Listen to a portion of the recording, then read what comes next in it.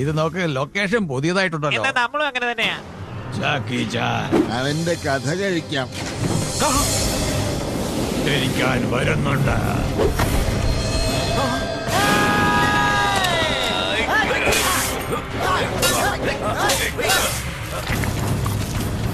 വീണ്ടും ജനിക്കാനാണ് ശ്രമിക്കുന്നത്. ഞാൻ അതിന് സമ്മതിക്കില്ല.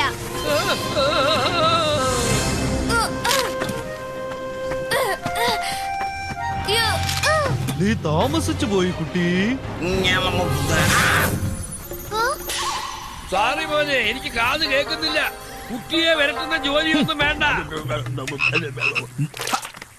നിന്നെ ഞാനിപ്പോ കാണിച്ചു തരാടാ.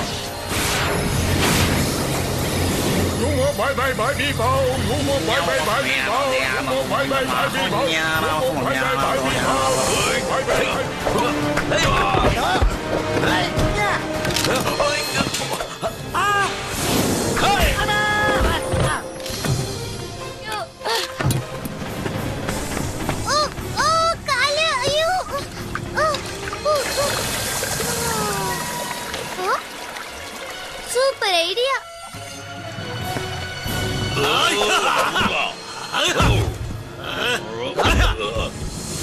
മരിക്കാൻ വരുന്ന മാവീരനാണ്. നല്ല ബുദ്ധി വേണം.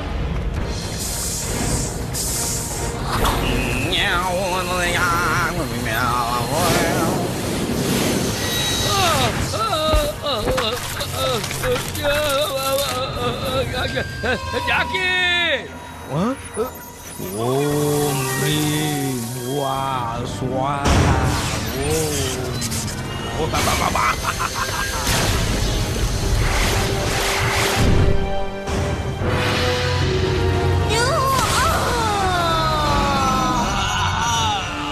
ഞാൻ വീണ്ടും വന്നിരിക്കുന്നു.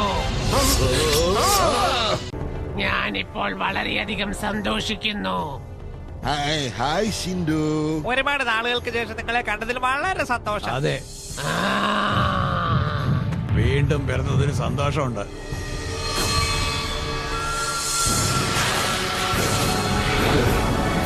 ഇതാണ് ഞാൻ വിചാരിച്ചത് വന്നുകൊണ്ടേയിരിക്കുന്നു.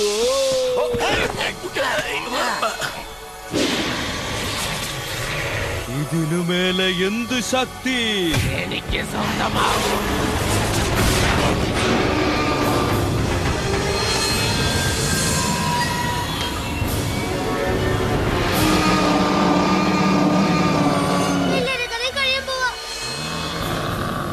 ഇനിയാണ് ആരംഭം.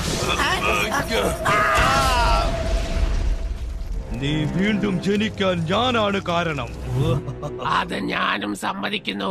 പക്ഷേ ഞാനൊരു രാക്ഷസിയാണെന്ന് നീ മനസ്സിലാക്കണം. ആർക്ക് വാക്ക് കൊടുത്താലും ഞങ്ങളത് പാലിക്കില്ല. വേഗം നമുക്ക് ഇവിടുന്ന് രക്ഷപ്പെടാം. ഞാനൊരു പ്ലാൻ കണ്ടിട്ടുണ്ട്. 2 മന്ത്രക്കല്ലിന്റെ ശക്തിയും എന്റെ കയ്യിലുണ്ട്. ഞാനിപ്പോൾ ഒരു അത്ഭുതം കാണിച്ചു തരാം. ഈ ശക്തിയും എനിക്കിപ്പോൾ സ്വന്തമായിരിക്കുന്നു. ഇനി നീ എനിക്ക് എന്തൊക്കെയാണ് സഹായം ചെയ്യുക?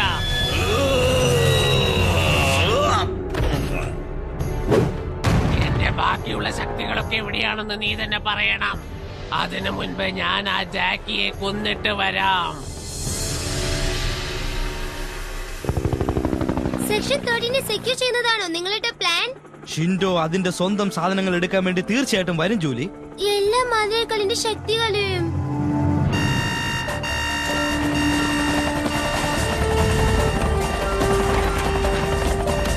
സെക്യൂരിറ്റി, എല്ലാവരും അകത്തേക്ക് വരൂ.